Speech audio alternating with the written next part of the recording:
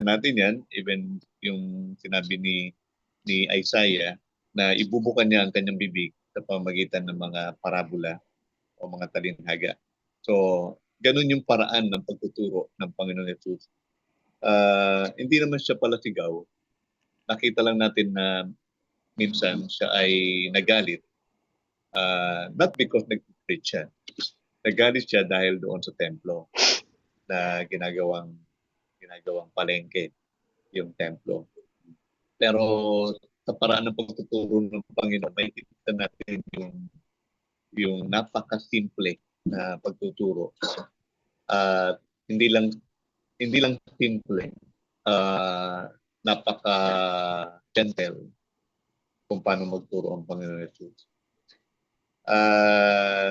Ito ko yung ganun din sana yung paraan ng pagtuturo. Para hindi tayo masyadong madala doon sa emotion.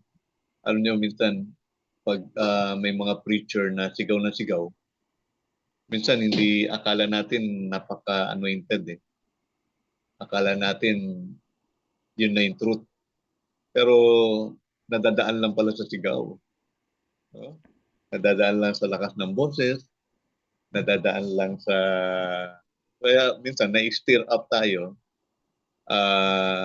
Pero minsan, after ng preaching, edi wala na rin kasi emotion lang.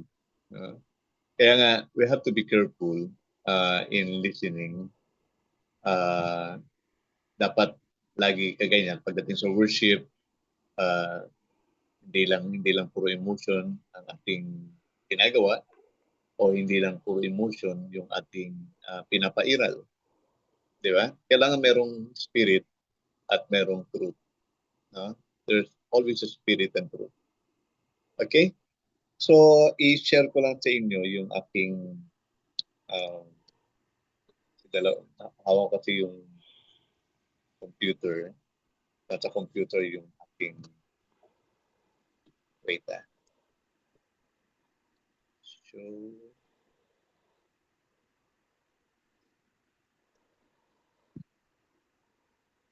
share ko lang yung screen, no?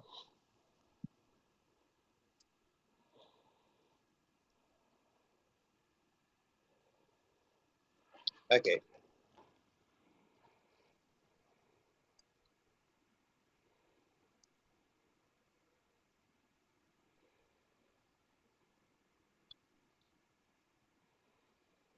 Tensya na kayo. Ganito ako magawa ng outline eh. That's a PowerPoint. Okay. Napaka-simple lang ha. Wala nang picture-picture pa. Sige. So, yan. So, ang pamagat natin, I just want to share with you about yung tinatawag natin ang manggagawa sa Ubasan or the laborers in the vineyard. So, ito yung mensahe natin sa gabi ito. Pero I think baka hindi natin masyadong matalakay yung parable kasi may importanteng senaryo bago ituro ng Panginoon itong parable na to.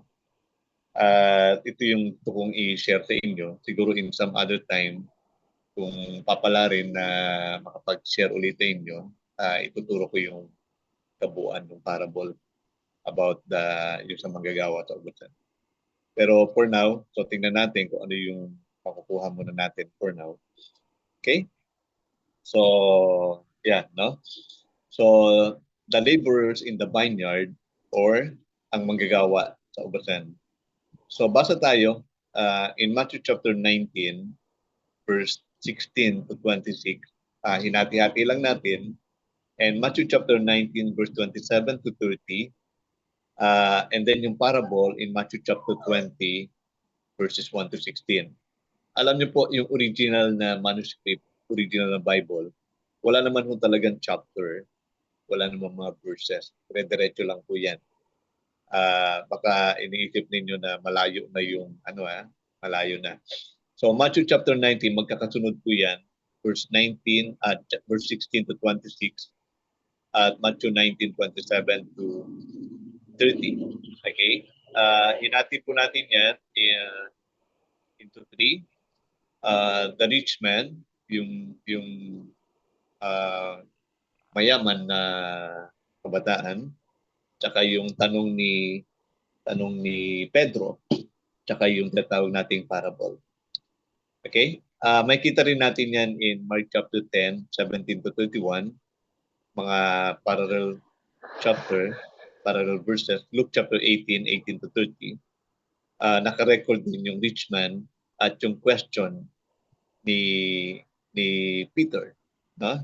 Kasi may question yung mayaman at may tanong din si Pedro. Okay? So, yan yung mga nakikita natin. At least pag binasa niyo yung mga verses na yan, may kita niyo yung kabuuan. Kasi ang Matthew, Mark, Luke ay mga parallel po yan, gospel. So may sinulat si Mateo na sinulat din naman ni Mark, na sinulat din naman ni Luke. Sabi nga, nagkopyahan daw sila. Pero merong mga verses na nakikita tayo na parang may dinagdag si Mark o may dinagdag si Luke, di ba? O may hindi tayo nakita sa Mateo. So, yun, titingnan natin yun para mas makita natin yung kabuuan ng pagtuturo ng Panginoong Jesus. Okay? So, yan. Matthew chapter 19, basahin ko. Basahin ko muna sa Tagalog, tapos mamaya sa English. Verse 16 to 26, yung first phrase natin, part. May isang lalaki naman na lumapit kay Jesus at nagtanong, Guro, ano po ba ang mabuti? Mabuti kong gawin upang magkaroon ng buhay na walang hanggan. So nakita natin, mayroong isang lalaki na nagtanong, lumapit kay Jesus, nagtanong. Ang tanong niya, Guro. So okay naman yung pag-address niya. Sabihin, kilala niya naman, no? Yung kanyang kumbaga andun yung paggalang, no? Sabi niya, Guro, ano po ba ang mabuti kong gawin upang magkaroon ng buhay na walang hanggan? So this is very important question, di ba? Ano ang mabuti niyang gawin upang magkaroon ng buhay na walang hanggan?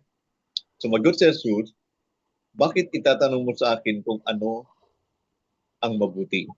Okay? Kung ano mabuti? Bakit yun ang tanong mo? Kung ano yung mabuti? Ang sagot ng Panginoon, isa lang ang mabuti at walang iba kundi ang Diyos. Okay? So parang makikita natin mula doon sa tanong ng lalaking mayaman, ano po ba ang mabuti? Pero ang sagot ng Panginoon, walang ibang mabuti kundi ang Diyos. So ibig sabihin, hindi sa gawa. Di ba? Hindi kung ano yung dapat gawin.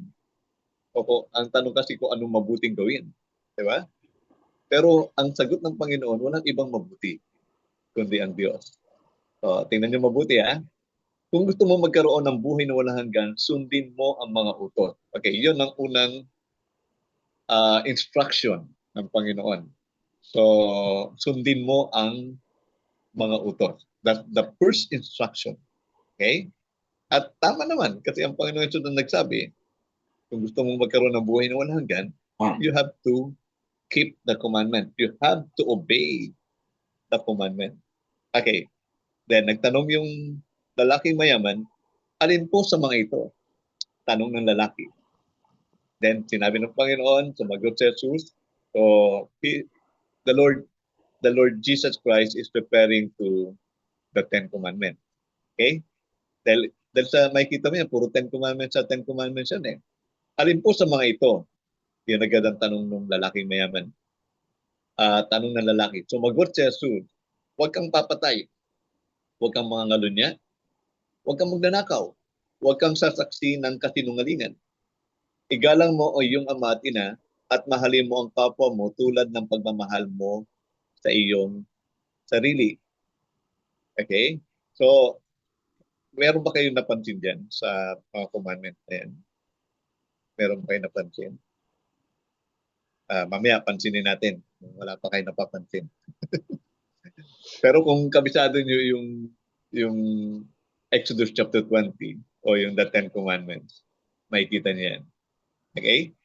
Sinabi ng binata, sinusunod ko po ang lahat ng iyan. Ano pa ba ang kulang sa akin? Okay? So, malinaw. Ang sabi nung mayaman, nagagawa ko yan. No? Pero ano pa ba yung kulang? Parang meron pang kulang.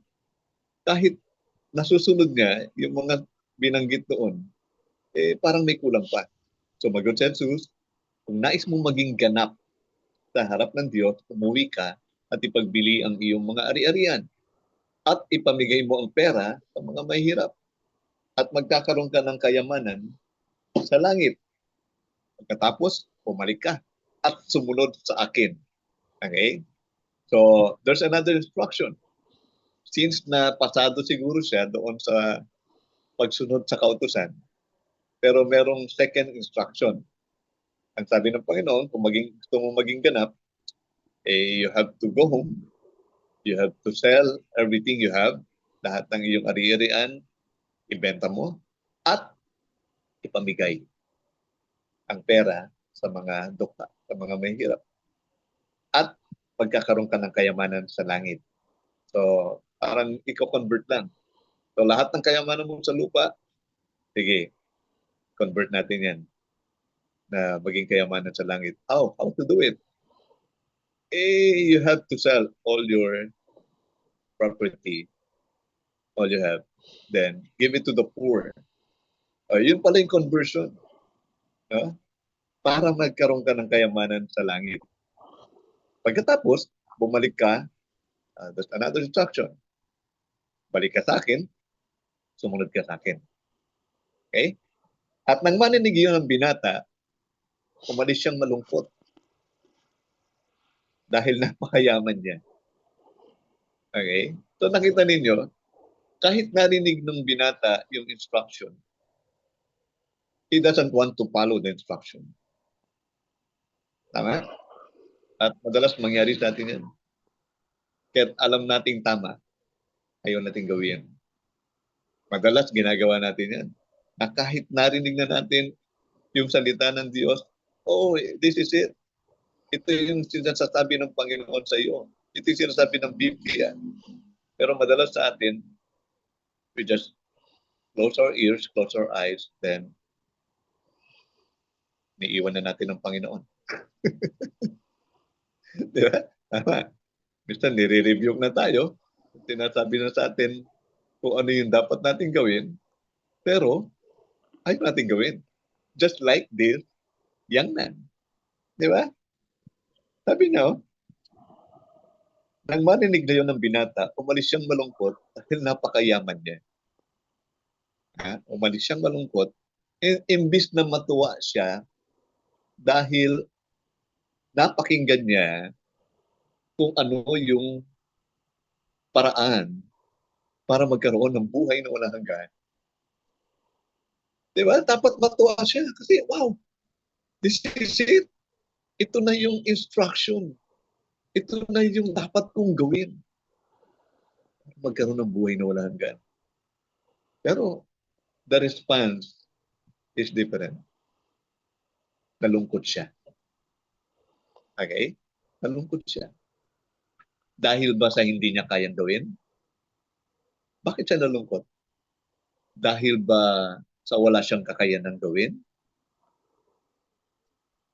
O dahil, sabi niya, napakayaman niya at ayaw niyang iwan yung kanyang kayamanan.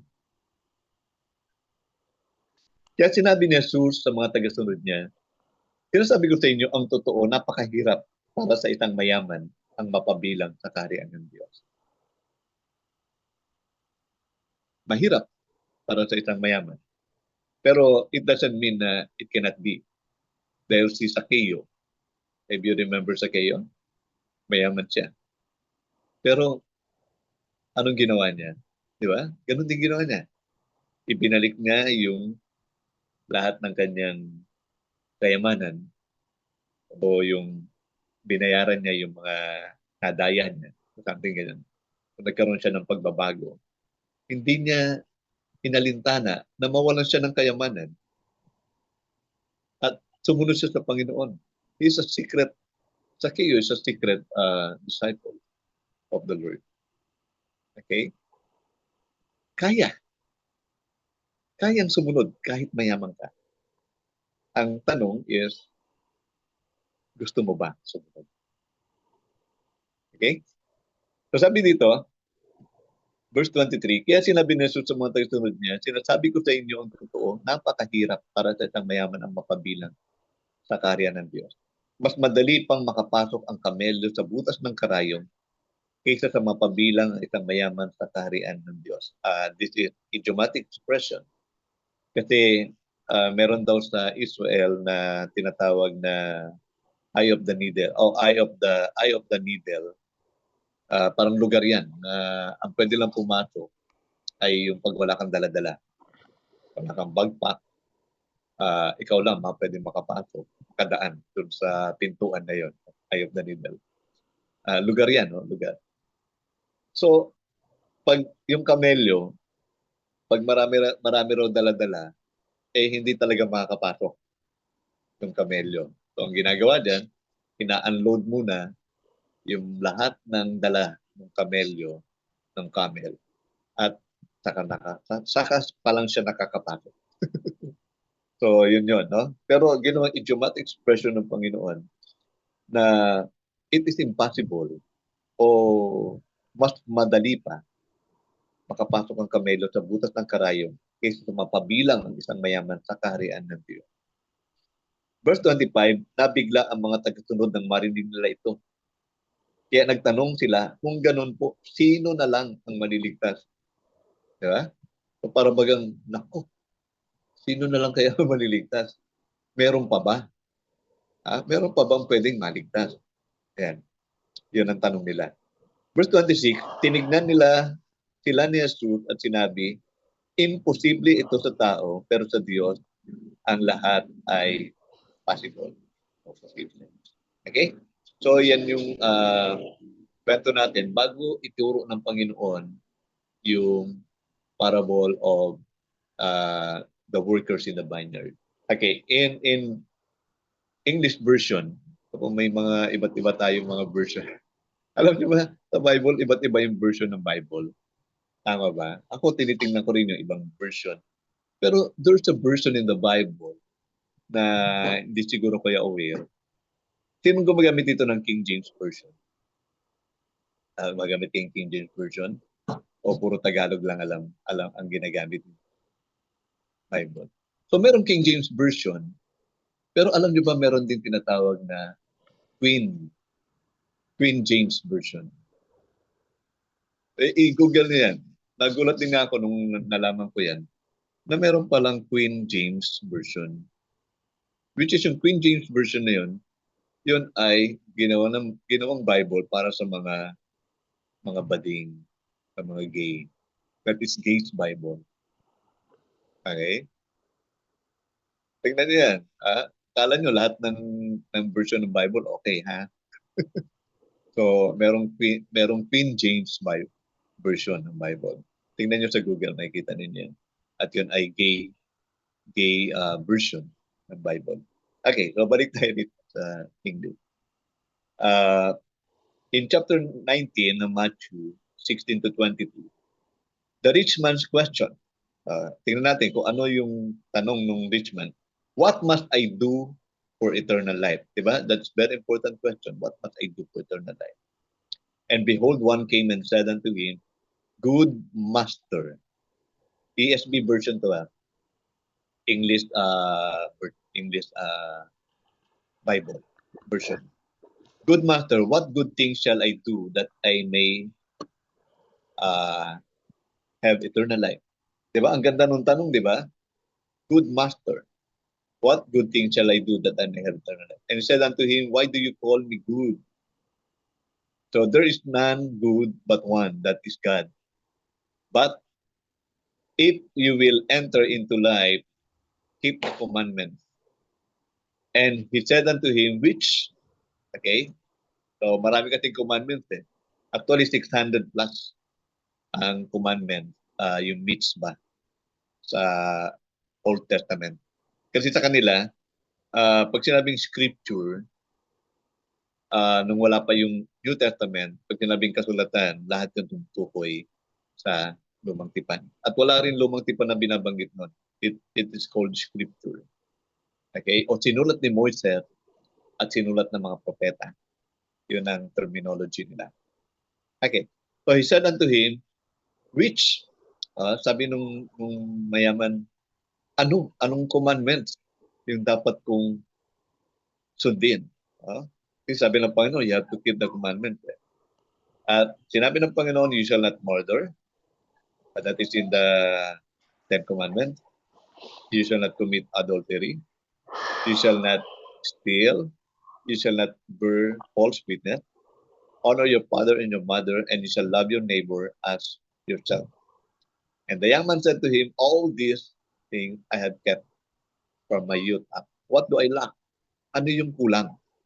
Okay. Kayo ba nakita niyo yung kulang? Sino dito nakita ng kulang? Merong kulang eh. Sa Ten Commandments eh. Have you observed? Sino naka-memorize ng Ten Commandments? Alam niyo yung Ten Commandments na yan? Yung pinakauna, Pastor, yung mahalin mo ang Diyos ng buong buhay. Oo. Yung apat na commandment. Actually, yung binanggit ng Panginoong Jesus at nang sinabi ng lalaki na nagawa niya na, yan yung anim na commandments. Tama? At merong apat, and I think that is the lack. Yan yung kulang. Yan yung kulang. No? So, silipin nga natin kung ano yung commandment na yun. Wait the Ten Commandments, number 1, you shall have no other gods before me. You can read it in Exodus chapter 20. 1 to 17, tsaka Deuteronomy chapter 5, verse 7 to 8, verse 11 to 12, verse 16 to 21. You shall have no other gods before me. That is the first. You shall not make for yourself idols and worship them. That is the second. Pero pinalitan to ng Catholic, ha? Pag binasa niyo yung Ten Commandments sa mga Catholic, sa mga church nila, wala tong number 2 eh. May nakalagay. And number 3, you shall not misuse the name of the Lord your God. Huwag mong babanggitin ang ngalan ng Diyos nang walang kabuluhan. Di ba? Kahit nga mga Kristiyano pag lagi nilang binababanggit yung ngalan ng Diyos nang walang kabuluhan. Kahit sa atin, wala namang bumabanggit. For example, ngalan ni Muhammad o ngalan ni Buddha. Di ba? Wala namang nakabanggit sa atin ng ganun. Okay, you shall not misuse the name of the Lord your God. Number 4, remember the Sabbath by keeping it holy. Yan yung 4 commandments na hindi nabanggit doon. Okay? Pero makita natin, it was divided into 2, di ba? The 10 commandments. Pag-ibig sa Diyos at pag-ibig sa kapwa. Okay? Bakit kaya wala yung pag-ibig sa Diyos? I think that is the lacking. Yan yung tinatanong. Ano yung kulang? Nagawa ko na lahat yan. Pero what is lack? Okay? Although hindi obvious, pero if you are keen observer, mapapansin ninyo na may kulang. At maaring yung kulang na yan yung hinahanap ng Panginoon doon sa lalaki. Kasi kung mahal mo ang Diyos, you can give up everything for Him. Tama ba? Kaya mo ibigay ang lahat para sa Kanya. Alam niyo po, yung parable, the first parable, what is the first parable? Parable of the sower. Yung mangasi. That is the first parable. And anong tinuturo sa atin nun? Kasi sabi ng Panginoon kung ang first parable ay ang sabi doon, kung hindi mo naintindihan, if you don't understand the sower parable, then how can you understand all the rest? Paano maintindihan ang iba pang mga talinhaga? Kung yung talinhaga ng paghahasik ay hindi mo naintindihan. At ano bang gusto ituro sa atin ng Panginoon sa parable ng paghahasik? Yung puso ng tao. That is the foundation. Yung heart natin. Gagaya nito, yung mayaman na to. meron ba siyang puso para sa Diyos? Kasi kung meron siyang puso para sa Diyos, hindi na mahirap sa kanya. At nung sinabi ng Panginoon yung instruction, matutuwa siya, masaya siya. Kasi nalaman niya na kung ano yung dapat gawin. Di ba? Parang sa inyo, di ba? Kunyari, yung mga nagda-drive dyan. Pag napunta ka sa isang lugar na hindi mo kabisado at may napagtanungan ka, saan po ba yung dito yung papunta ng na Baliwag, Bulacan? Ngari lang, Baliwag. Ngari, andini ka na sa Angat Dam. Hindi mo alam kung saan papuntang Baliwag. Kaya nilito ka sa Santa Maria. Papunta ka ng Baliwag. Ngayon, pag may nagturo sa iyo, ay di yan po. Diretso lang po. Kakanan kayo, kakaliwa kayo. Diretso po. Hanggang sa makarating ko kayo ng Baliwag. Okay? Matutuwa ka. Kasi alam mo na kung saan pupunta. Alam mo na yung daan. Dapat matuwa ka. Hindi nakainis naman ito. Tinuro yung kung saan. Pero mag ganun. Pero itong binatang mayaman na to, imbis na matuwa siya, nalungkot siya. Ha? Okay. So anong pinapakita dito? Yung parable of the sower, ang pinapakita yung puso ng tao.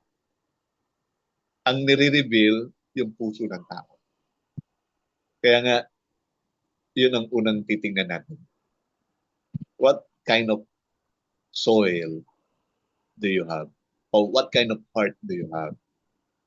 Di ba? Ikaw ba yung nasa tabing daan? Kapag nakarinig ng salita ng Panginoon, nahayaan mo lang yung diablo na agawin yung salita ng Diyos sa buhay mo, sa puso mo. O ikaw yung napunta doon sa maraming damo o batuhan, maraming napunta sa batuhan na nakarinig ng salita ng Diyos, pero nung dumating yung mga pagsubok, dahil wala masyadong ugat, wala na, ayawan na.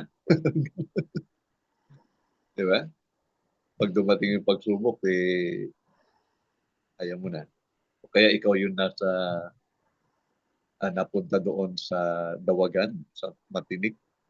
Di ba? Masayang tinanggap yung salita ng Diyos. Pero nung dumating yung daya ng kayamanan, di ba? Wala. Nagpaubaya at tumalikod din sa Panginoon. O ikaw yung nasa mabuting lupa. Maganda yung puso mo. Kapag tinanggap mo, nakarinig ka ng salita ng Panginoon, pinagayaman mo ito. Iniingatan mo to. Alam niyo yung nasa tabing daan, ito yung pagpapakita na hindi mo binabantayan. Alam niyo po, naging magsasaka din po. Mayroong kaming isang sinasaka doon na nasa tabi ng kalsada.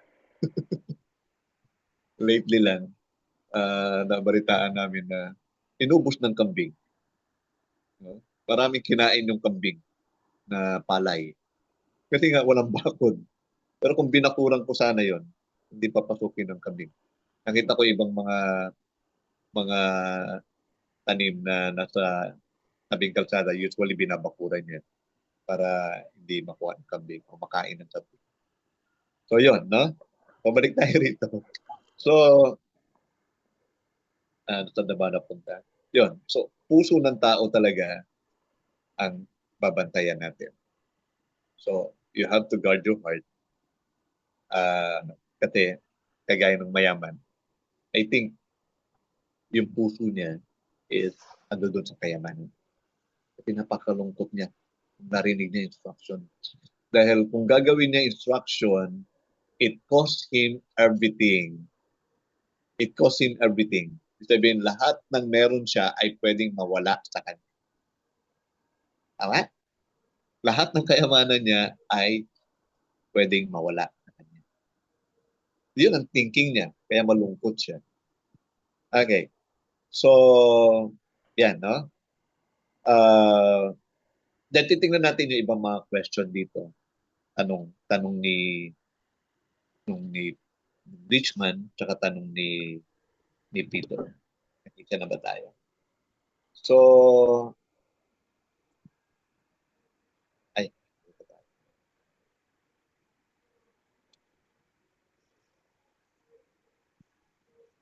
yung kay Peter naman, kay Peter, in anong verse? 27, sorry, verse 27 to and 28 hanggang 30. Okay? Ang kausap naman dito ng Panginoon ay sila Pedro. So nagsalita si Pedro, paano naman po kami? So ano pinag-usapan nila? It's about how how uh what no what shall I do to have eternal life? Tapos ang salita naman ni Pedro, paano naman po kami? Iniwan namin ang lahat para sumunod sa inyo. Ano po ang mapapala namin? Ah, so this is another question. Kung sila ay kagaya ng mayaman, ang instruction ibenta lahat. Eh si Pedro naman, nagawa na nila. Ang sabi diyan, iniwan na namin ang lahat para sumunod sa inyo. So, galing, di ba? So, yung mayaman, parang ayaw niyang iwan, malungkot siya. Pero sila Pedro, napaka-bold talaga ni Pedro, no? Napakatapang niya. Sabi niya, paano naman po kami? Iniwan namin ang lahat para sumunod sa inyo. Ang question is, ano ang mapapala namin? Wow. Alam niyo po, uh, once we decided to follow, minsan siguro tanong na to tinatanong din natin, ano ba yung mapapala ko pag sumunod ako? Ano ba yung mapapala ko pag naglingkod ako? Ano ba yung mapapala ko pag ginamit ko yung kayamanan ko para sa karyanan ko? Ano ba ang mapapala ko pag lahat ng talento ko ay ginamit ko para sa Diyos? Yan ang magandang tanong. Diba? Ano ang mapapala namin? Sumagot si Jesus. Sinasabi ko sa inyo ang totoo, darating ang araw na babaguhin ng Diyos ang mundo. At ako, na anak ng tao, ay uupo sa aking trono. At kayo mga tagasunod ko ay uupo rin sa 12 trono upang husgahan ang 12 lahi ng Israel. Okay, he's speaking about the 12 disciples. Sorry, di na tayo kasama doon sa pag-upo sa trono kasi nakalaan na yun sa 12 disciples. So, kayo mga tagasunod, kayo ay uupo rin sa 12 trono upang husgahan ang 12 lahi ng Israel. At ang sino mang nag-iwan, so this is, ang sino mang nag-iwan ng kanyang bahay, mga kapatid, mga magulang, mga anak, o mga lupa dahil sa akin, ay tatanggap ng mawawalang kaya? Hindi. Sabi dito, tatanggap ng mas marami pa kaysa sa kanyang iniwan. Minsan lang, takot lang po tayo gawin kung ano yung pinapagawa ng Panginoon. Pero grabe yung assurance ng Panginoon. Na if we can give up everything for His name's sake, then ang sabi dito, tatanggap ng mas marami pa kaysa sa kanyang iniwan. At tatanggap din siya ng buhay na walang hanggan. Okay, take note ha. Tatanggap siya ng mas marami at ano pa? Ano pa yung mas mahalaga? Buhay na walang hanggan. Do you know what is buhay na walang hanggan?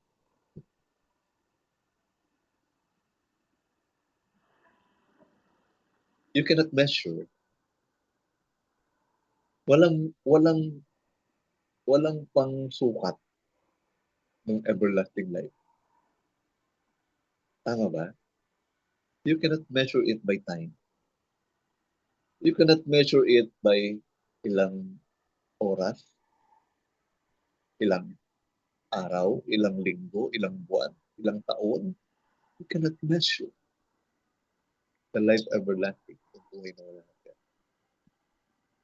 Amen? So grabe, di ba? Grabe yung kapalit. You cannot describe, grabe yung kapalit ng pagsunod sa Panginoon. Amen? Kaya huwag kayong matakot. Huwag tayong matakot na mawala ang lahat ng meron sa atin ngayon dahil sa paglilingkod natin sa Panginoon. Dahil ang sabi sa atin ng Panginoon ay tatanggap siya ng mas marami pa kaysa sa kanyang iniwan.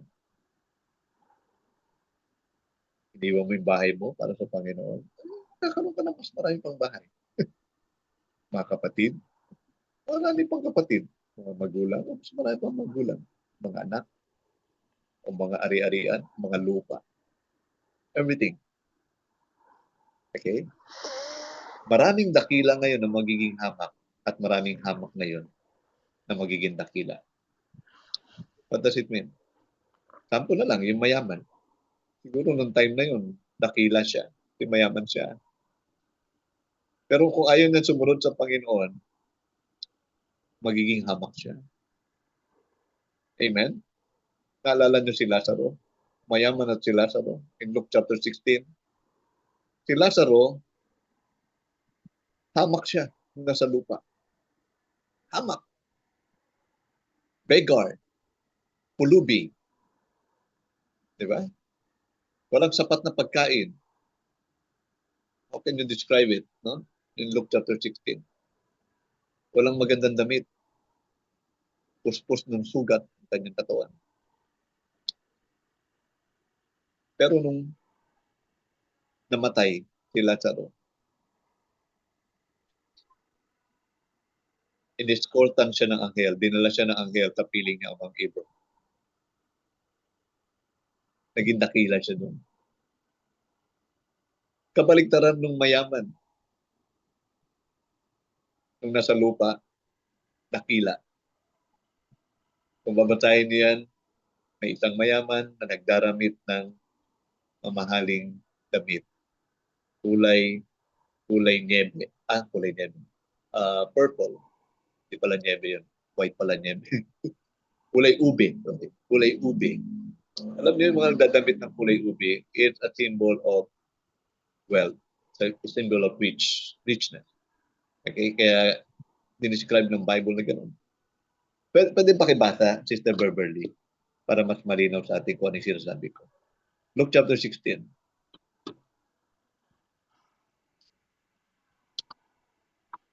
Luke 16. Verse 19. Verse 19. And to 21. Amen. Sabi po dito, Luke 16 po, 19 to 21. Ang kautusan ni Moises at ang sinulat ng mga propeta ay may bisa hanggang sa pagdating ni Juan na tagapagbautismo. Buhat noon ay Luke 16. 19, sis. 19. 19 po. Ay, sorry. Sabi po dito, may isang mayamang laging nakasuot ng mamahaling damit at saganang-sagana sa pagkain araw-araw. May isa namang pulubing nagngangalang Lazaro, natadtad ng sugat ang katawan at nakahiga sa may pintuan ng mayaman. Sa hangad na matapunan man lamang ng mga mumong nahuhulog mula sa hapag ng mayaman, at dooy nilalapitan siya ng mga aso at dinidilaan ng kanyang mga sugat. So, tingnan nyo. How it described yung mayaman. He was dressed in purple. Nagdaramit ng kulay ube and fine linen. Only the rich can wear those kind of clothes. No? And live in luxury every day. Kumakain ng sagana. Ganun describe.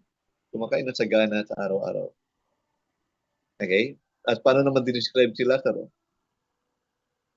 Punong-puno ng sugat, walang makain, nag-umaasa lang doon kung ano yung nahuhulog doon sa mumo, no? Yung mga natatapon, at dinidilaan yung kanyang sugat.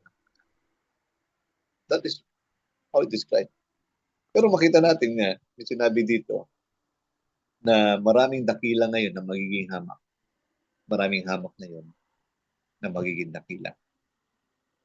Maaring mayaman ka, pero kumusta kaya pagdating sa kabilang buhay? O maaring mahirap ka, pero kung ikay naman naglilingkod sa Panginoon, then will become great in the kingdom.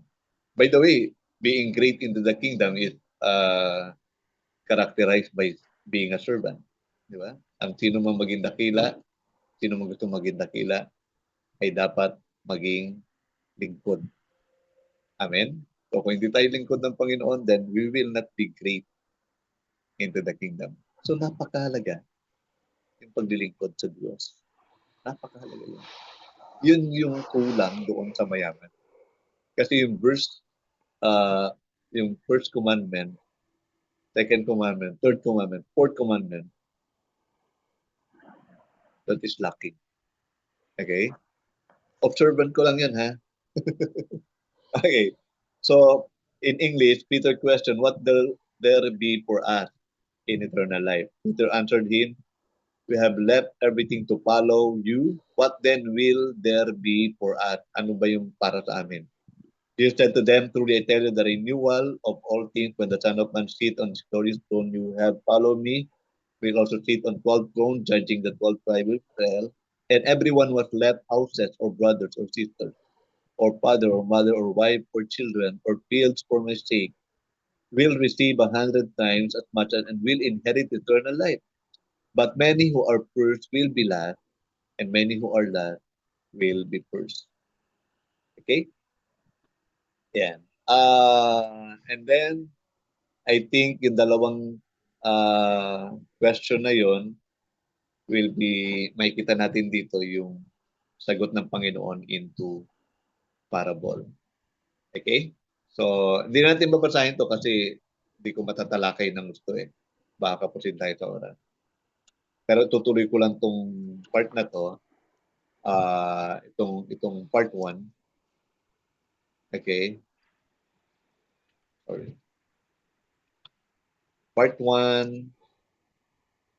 The question from the rich young ruler, what must I do for eternal life? At sagutin lang natin ng konti. As this rich man asked his question, what does he call Jesus? So anong tawag niya sa Panginoon Jesus? Good master. Tama? Good master. Guru. No? Good master. And verse 16 to 17, Jesus sees his focus on the first word out of this man's mouth. So yun agad ang binigyan focus ng Panginoon. Yung binanggit nung mayaman. Yung sabi niya, good master. And set aside this question for a moment to put a question to the questioner. What would Jesus be fishing from this man? Ano yung gustong ituro sa atin ng Panginoong Jesus? Na una niyang binanggit, walang ibang mabuti kundi ang Diyos. Okay? So may mga verses dyan. For example, basahin lang natin yung iba. Sige. Pabasa Sister Beverly ng Romans 8:24. Yung Matthew 7:24 to 27, yan yung kwento ng Panginoon about being wise, no? Yung nagtayo ng bahay sa ibabaw ng buhanginan at nagtayo ng bahay sa ibabaw ng buhanginan. Okay?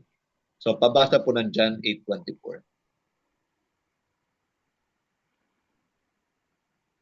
John 8:24 po, ang sabi po dito. Sinabi ko sa inyong, mamamatay kayo sa inyong mga kasalanan. Kung hindi kayo maniniwalang ako nga, ako'y ako nga, mamamatay kayo sa inyong mga kasalanan.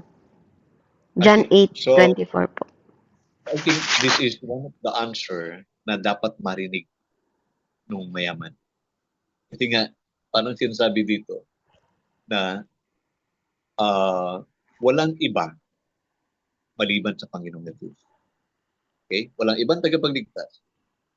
Walang ibang pwedeng sundin. Walang ibang pwedeng paglingkuran maliban siya. Okay, Romans 6:16, pakibasa din po. Romans 6:16. Amen. Sabi po dito, Romans 6:16. Hindi ba ninyo alam na kapag nagpasakop kayo sa sino mang inyong sinusunod, kayo'y nagiging alipin nito? Maging ito'y kasalanang hahantong sa kamatayan o ang pagsunod sa Diyos na hahantong sa pagiging matuwid? Wow. Okay. So that is submission, right? That is submission. Pag nagpasakop ka o nagpasubmit ka sa kasalanan, then nahantong sa kamatayan. Pero kung ito na may pagpapasakop sa Diyos, ay maghahantong sa buhay na walang hanggan. Okay? Philippians 2:11.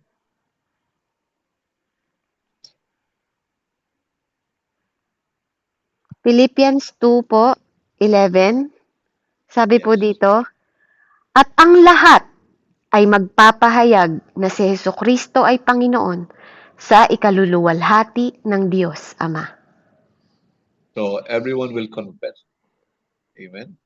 So does it occur to you that if you do not submit and obey His word commandments, or if you do not submit to the Lordship of Jesus as His servant, or if you do not confess with your mouth that Jesus is Lord, you are still in rebellion to heaven. And of course, you will perish. Tanda natin yan. So submission is very important sa kanyang mga salita. Submission sa kanyang pagiging Panginoon. Hindi lang pwede natin sabihin, ikaw ang aking tagapagligtas. Dapat, you are my Savior and you are my Lord. Kasi gusto lang salvation eh. Pero ayaw na sumunod. Gusto lang salvation, kaligtasan, pero ayaw namang maglingkod sa Panginoon. Meron pa rin lack, may kulang pa rin. Amen? Tinatanong ng mayaman eh, ano ang kulang? Ano pang hindi ko nagagawa? Pero nung sinabi ng Panginoon, ayaw niya namang gawin. Okay? So, if you do not submit and obey His word or His commandment, you are still in rebellion to heaven and you perish. If you do not submit to the Lordship of Jesus Christ as His servant, bilang mga lingkod, then you are still in rebellion to heaven and you perish. If you do not confess with your mouth that Jesus is Lord, then you are still in rebellion to heaven and you will perish. So you will discover that both the rich man and the disciples are missing the who or the what. Ang na-miss nila yung yung tanong na who, sino ang maliligtas. Pero mas gusto nilang tanungin, ano mapapala namin? Ano ang makukuha ko? Ano makukuha ko? Okay. So, may mga loose translation, sabihin self-translation lang yan. Verse 17, and by the way, the only one good around here is God. And I just let you ponder and ruminate on that tonight as you lie awake in bed tonight. So do you think this rich man connected Jesus' authority for God's authority in his forthcoming answer? I think no. Di ba? Para bagang walang relasyon itong mayaman na to sa Panginoong Jesucristo. And relationship is very important. Being ano ba yung malapit or tawag natin doon. So yeah, no? What must I do to gain have eternal life? So he was looking for something to do. Okay? He was looking for something to do. What have you seen, suppose are things rich men seek to do for God? So, isipin lang ninyo, ano ang pwedeng gawin ng mayaman para sa Diyos? Anong pwedeng gawin ng mayaman para sa Diyos? Anong pwede niyang gawin? Dahil meron pwede siyang gawin eh. Di ba? Yung tinuro ng Panginoon. Ibenta mo, kayamanan mo, pamigay mo sa mga bukha, then bumalik ka sa akin at sumunod ka sa akin. Okay? Saglit.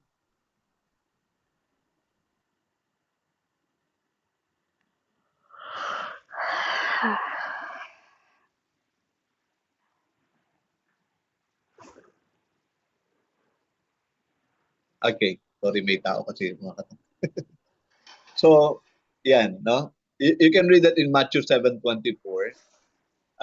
about the wise men. Ano yung ginawa ng wise men is nakinig at nagsagawa. So, that is very important. So, have you ever sought for an answer from Jesus and you want to know that answer close your ears and heart and walk away. Nangyari na ba sa inyo yan? Di ba? So, nangyari doon sa napakinggan niya, nalaman niya yung sagot, pero sinarado niya yung kanyang puso, yung kanyang tenga, at umalis. Walk away. Diba? So this may answer why so many of man's teaching is contrary to God's teaching. So Jesus doesn't give him time to answer who he thinks Jesus is. Okay? So yet the rich man will indeed answer the question. Instead, Jesus set aside for the moment and answer what the rich man asked of him, which is,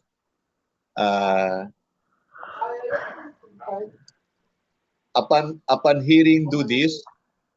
So keep the commandments. And the rich man asked, which one? What does this tell you about him? What was the rich man's response to keeping those Jesus listed? Okay? Ano yung response? Wala. Malungkot lang siya. Malis siya. So hindi siya nag-response in a positive way. And when did God's commandments become a pick and choose smorgasbord? O parang, anong commandments ba yung gusto mong sundin lang? Meron ganun eh. Ito lang yung susundin ko. Di ba? Lahat ng commandments para sa atin, for example, huwag kang mangalunya. Ano ibig sabihin nun? That commandments speak about sexual purity. Sexual purity. Ito ng Panginoon, we have to be pure. Di ba? Kasi kung nakikipagtalik tayo sa hindi nakiasawa or nakikipagtalik tayo ng hindi kasal, and that is sexual impurity. Ayaw ng Panginoon yun. Kaya, binigyan niya ng diin yun. Okay? Or ikaw ay magnanakaw. O ikaw ay mamamatay tao. O hindi mo sinusunod yung, hindi mo ino-honor yung parents. Di ba? But alam natin na if you do that, na pag ginawa natin sumunod sa Panginoon, it means we are doing the love. Ginagawa natin yung pag-ibig sa kapwa natin. Okay? So, upon Anak, hearing yung Sterling mo, do this, nandyan sa ilalim, baka narinig gusto ng magbaon ng Diyos mayaman mo. na ito ang gawin mo. Keep the commandments. Ang tanong agad ng mayaman, anong commandments? Saan doon? Di ba? So para bagang, teka lang, ito na yung gagawin ko. Which one are we allowed to leave undone? Or to the walk gay Christian when did God trip on sin and Susunduin ka make an ba mamaya? obligation, a holy thing to participate in? Di ba? May mga Christian kasi na, teka lang, ito pwedeng gawin, ito pwedeng hindi. No? Kahit obvious na nakasalanan. Especially mga gay, no? Mga lesbian. Di ba? So, yeah. So, another question is, we really should look at how Mark through Peter record this in Mark 10:21. Sister Beverly, pakibasa Mark 10:21. Konti na lang to. Mark 10:21.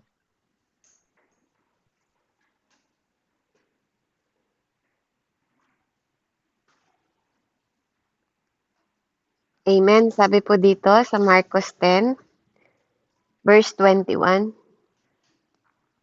Magiliw siyang tiningnan ni Jesus at sinabi, may isang bagay pa na dapat mong gawin. Ipagbili mo ang iyong mga ari-arian at ipamigay mo sa mahihirap at magkakaroon ka ng kayamanan sa langit. Pagkatapos, bumalik ka at sumunod ka sa akin. Yeah. Okay, halos parehas ng mga binanggit no?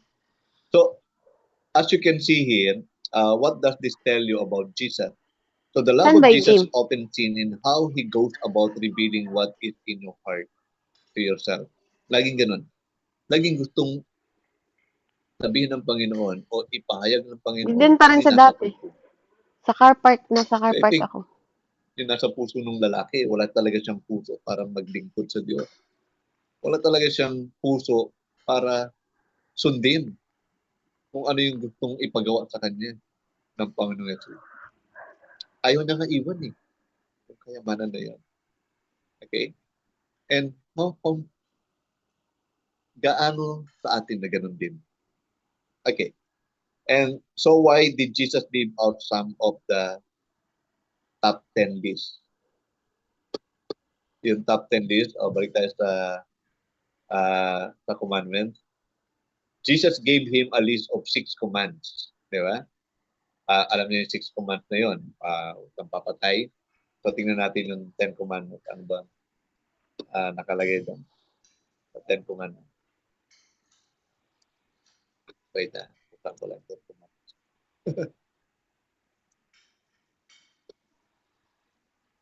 So, ano ba nakalagay sa 10 commandments? You shall have no other gods before me. Yung ano yung anim na nauna? Honor your father and your mother. That is commandment number 5. Commandment number 6, you shall not murder. Commandment number 7, you shall not commit adultery. Commandment number 8, you shall not steal. Commandment number 9, you shall not give false testimony against your neighbor. And number 10, you shall not covet anything that belongs to your neighbor. Okay? So that is the list of the 6 commandments. And which one did Jesus not list? Ano yung hindi niya nilista?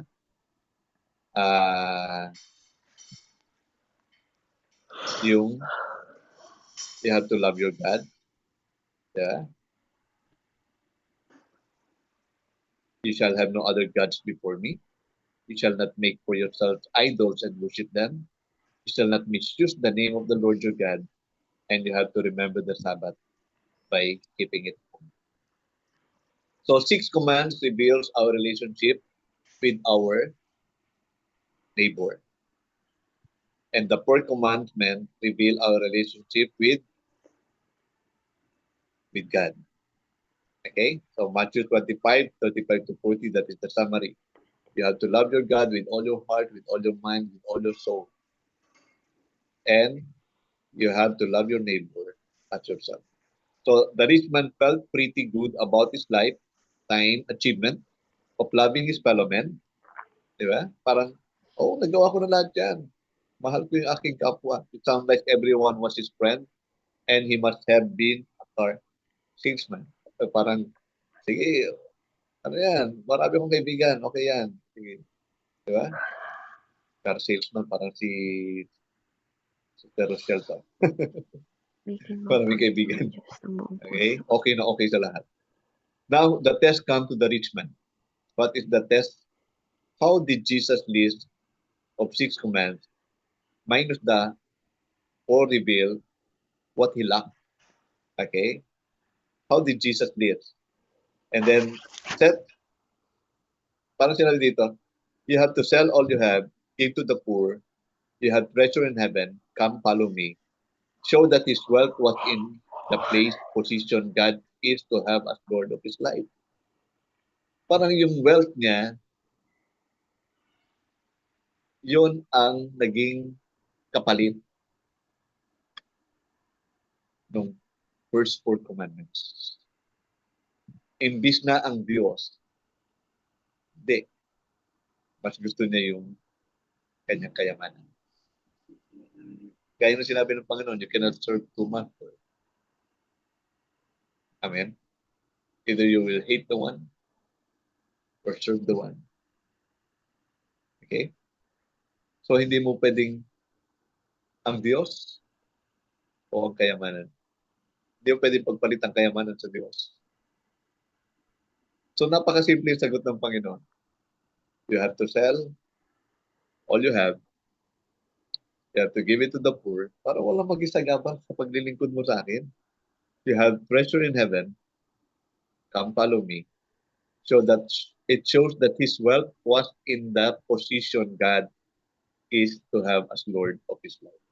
Parang ipinalit niya yung kanyang kayamanan sa Diyos. So we see this man not answering Jesus. First question to him, why do you call me good? Tama ba? Napansin niyo ba yun? Hindi niya sinagot ang Panginoon Yesus. Para ba, do you see me as God's son? Or will my answer have authority over you? Meron ka bang relationship sa akin? May intimacy ba? Okay? What was the rich man's answer? Ha? Anong sagot ng rich man? Wala. Ang sagot niya lang uh, nagawa ko na lahat yung six commandments. Nagawa ko lahat yun. Pero hindi niya sinabi, pati yung pag-ibig sa Diyos, nagawa ko. Hindi niya sinabi yun. Okay? So Jesus comment on the rich in Matthew 19:23, Luke's translation. Sabi sarili ko lang translation. You see, the bottom line for the rich is often, what is this really going to cost me? Okay.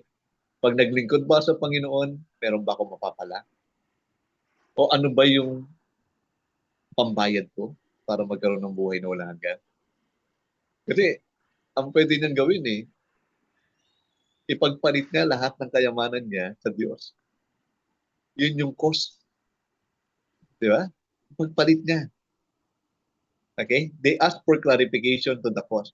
So, you are telling me I have to give up myself? I have to give up my comfort?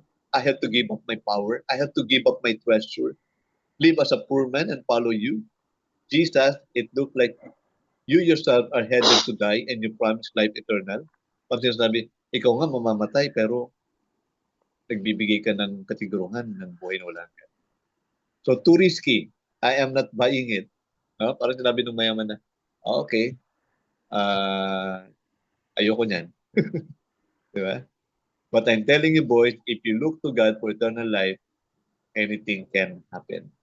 So Jesus' illustration of the impossibility of scooting a camel through the eye of the needle is revealing the needed unburdening of what opposes the rule and supremacy of Jesus Christ will in your life. So pinapahayag lang dito kung yung mga bagay-bagay na pasan mo ngayon, na meron ka ngayon, na tinatamasa mo ngayon, ay magiging laban doon sa pagiging ruler ng Panginoon, pagiging supreme niya sa buhay mo, then, sorry to tell, you are not worthy. Diba? Would Jesus have required him to sell all he had, all he had served and worship? Sasabihin ba ng Panginoon yung kung alam ng Panginoon o kung nakikita ng Panginoon na yung tinatangkilik niya ay ginagamit niya para sa Panginoon? Diba? Sasabihin ba ng Panginoon? Hindi. Of course, he will not. Because alam niya, okay, you're using your gifts for me. Hindi ko mawala, hindi mawala yan. Hindi ko gusto yung mawala sa iya. You are using your money for me. Hindi ko hayaang mawala yan sa iyo. You are using your talent for me. Di ba? Pag ginamit natin yung talent natin sa Panginoon, anong nangyayari? You remember the parable of the talent in Matthew chapter 25? Nag-grow, nag-i-increase. Yung 5 talento naging 10. Yung 3 talento naging 3 uli, naging 6. Diba? Nagmo-multiply. So, ganun din. Lahat ng meron tayo, kung pinagamit natin sa Panginoon, it will multiply. It will increase. Okay? So, his wealth was his idol. All idols occupy the place in your heart that God made for himself to dwell. Yan ang sinasabi ng idol. Lahat na nag-occupy sa puso mo na pamalit sa Diyos, yan ay idol. Most confess they need a Savior but are not willing to serve Jesus as their Lord. Marami mga tao nagko-confess, kailangan nila ng tagapagligtas, pero ayaw naman nila, hindi sila willing na maglingkod kay Jesus bilang Panginoon. So living dead to self and sin and alive to God and righteousness does not fill football stadium. Okay? So, what did the rich man end up doing? Anong ginawa ng mayaman? Wala. So, it appears eternal life was not worth the temporary power and life money gave him. So, para bagang hindi importante sa kanya ang buhay na walang hanggan. Mas importante pa rin yung kayamanan niya. Di ba? Kasi kung importante sa kanya ang buhay na walang hanggan, iiwan niya, bibenta niya ang kanyang kayamanan at ipapamigay sa mga mahihirap. Okay.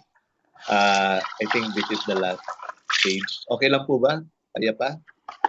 Kaya pa ng ating mga pandinig? Part 2. The question from Peter.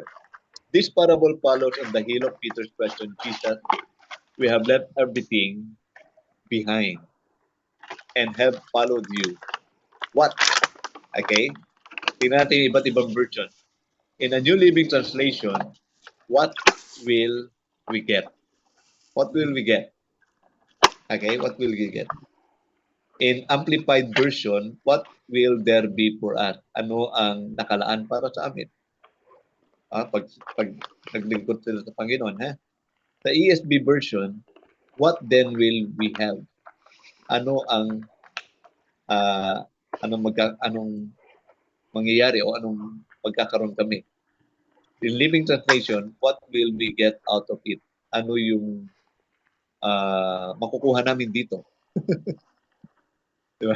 Diba pag naglilingkod kayo, diba pag may tatanungin, ano ba mapapala ko dyan? Parang gano'n, no? And ASB version, what then will there be for us? And do you think Peter is speaking for a lot of disciples and be instructional for all of us? Yes. Huh?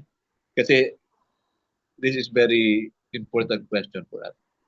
Especially lahat tayo na naglilingkod sa Panginoon. Okay? And what was Jesus' answer? So, ang answer niya, yung nakita natin kanina, na higit pa ang makukuha ninyo. Okay? But many that are first shall be last, and the last shall be first. So, in Luke 18:29-30, pakibasa to. Tingnan natin yung detalye nito. Amen. Sabi po dito, sinasabi sa kanila ni Jesus, tandaan ninyo, kapag iniwan nino man ang kanyang tahanan, asawa, mga kapatid, mga magulang, o mga anak alang-alang sa kaharian ng Diyos, tatanggap siya ng higit pa sa panahong ito at sa panahong darating. Tatanggap siya ng buhay na walang hanggan. Di ba? Nakita ninyo, hindi lang pala sa kabilang buhay tatanggap, kundi rin dito sa buhay na tatanggap din. Hindi ba doble yan? Hindi ba super bonus? Hindi lang 14, hindi lang 13-month pay, may 14-month pay pa. Di ba? Alam niyo sa Tagalog ganito. Ang bawat mag-iwan ng bahay, mga bahay o mga kapatid na lalaki, mga kapatid na babae o ama, ina o mga anak o mga lupa dahil sa aking pangalan ay tatanggap ng tig-100. Wow. Di ba? Nakita niyo? Tig-100 in Matthew chapter 19, verse 29. At magsisipagmana ng walang hanggang buhay. Gaano yung tig-100? Kung meron ka isa, yung tig-100 times 100. Amen? So, hindi tayo lugi. I remember Malakay chapter 3. Di ba? Alam mo, may verse doon sa Malakay chapter 3, verse, pwedeng pakibasa din. I think dito tayo magtatapos. Malakay chapter 3. Hindi verse 10 ha. Dito tayo magta-tithe and offering. Malakay chapter 3, verse 18. Verse 18. Malakay chapter 3, 17 and 18. verse 17 and 18, sabi po, magiging akin sila, sabi ni Yahweh, na makapangyarihan sa lahat. Sa araw na ako'y kumilos, itatangi ko sila bilang sariling akin. Ililigtas ko sila tulad ng pagliligtas ng isang ama sa anak na naglilingkod sa kanya. 18, muli ninyong makikita ang pagkakaiba ng mabuti at ng masama, ng taong naglilingkod sa Diyos at ng hindi naglilingkod sa Kanya. Purihin po ang Diyos. Amen? Di ba? Ganda ng mga verse. Sige, let's pray. Lord, salamat sa mensahe mo sa gabing ito. hayaan mo na makita mo yung puso namin. Hayaan mo, Panginoon, yung makita mo yung totoong heart namin, Panginoon. Patawarin mo kami kung maraming mga idol sa puso namin na nire-replace ka namin, o Diyos, kaysa sa mga kayamanan o mga bagay na meron kami, Panginoon. Nais namin maglingkod sa iyo ng buong puso. I think yun ang kulang, Panginoon, doon sa mayaman na yun. Hayaan mo na matutunan namin. At yung mga tanong ni Pedro na anong mapapala namin, alam namin na meron kami mapapala, Panginoon. You have given us all the promises. Hindi lamang sa buhay na walang hanggan. Maging dito, habang andito pa kami, Panginoon. Amen. Alam namin, Panginoon, you are the source of everything. At meron kami mapapala sa paglilingkod namin sa iyo, Panginoon. Salamat po, Ama. Sa pangalan ni Jesus. Amen.